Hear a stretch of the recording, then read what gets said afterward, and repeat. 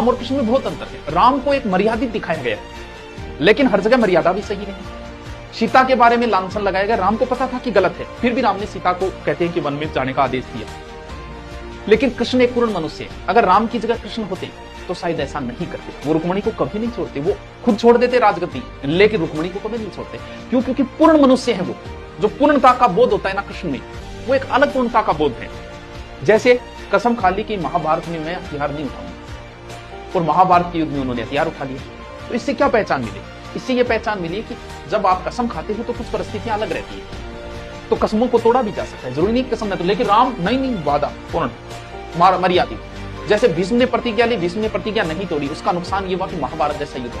कर्ण ने प्रतिज्ञाएं ली दोस्त के प्रति, लेकिन वो नहीं तोड़ी। क्यों? इससे कितना नुकसान हुआ? तो प्रतिज्ञाएं तोड़ी जा सकती है, ये कृष्ण कहता है। क्यों?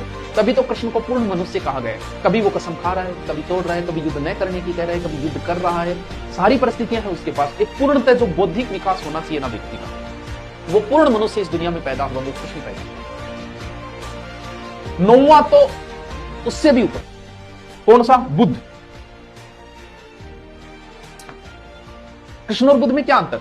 बौद्धिक विकास दोनों का पूरा है। कृष्ण का बौद्धिक विकास पूरा है, पूर्ण मनुष्य है कृष्ण। लेकिन बुद्ध उससे भी ऊपर गई। क्यों गई? क्यों? बाद में है बुद्ध का अवतार। कृष्ण ने यह कहा कि पापी अगर है तो मारो उस। बुद्ध ने ऐसा नहीं कहा। अंगुलीमाल नाम के पापी को बुद्ध ने चेंज कर दिया। एक तो पापी को मारना, एक पापी की भावना ही चेंज कर देना। तो दोनों में आप सर्वश्रेष्ठ किसे कहोगे? बुद्ध सर्वश्रेष्ठ है। क्यों? क्योंकि बुद्ध ने मारा नहीं किसी को, तो उसके बाद का अवतार है वो। इसलिए वो अल्टीमेट सबसे ज्यादा बौद्धिक विकास जो किसी का है ना, बुद्ध ने क्या नहीं दिया इस दुनिया में। आज भारत की अगर इज्जत है आसपास के देशों में तो बुद्ध की वजह से।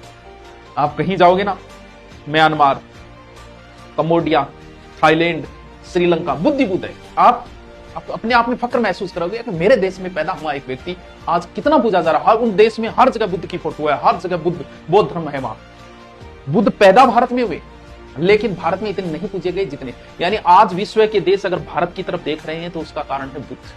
बुद्ध की वजह से ही हमारी वर्ल्ड लेवल पे इज्जत है, और देश हमारी तरफ देखते हैं, उसका रीजन है बुद्ध।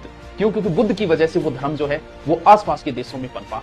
और लास्ट और 10वां अवतार जो कभी होगा वो होगा कल्कि। ऐसा कहा गया है कि जब सृष्टि में भयंकर पाप बढ़ जाएगा तब एक मनुष्य आएगा हाथों में तलवार लेके, बड़ा सा घोड़ा लेके, ऐसी कल्पनाएं की गई है। और वो अंतिम अवतार जो होगा वो कल्कि अवतार होगा।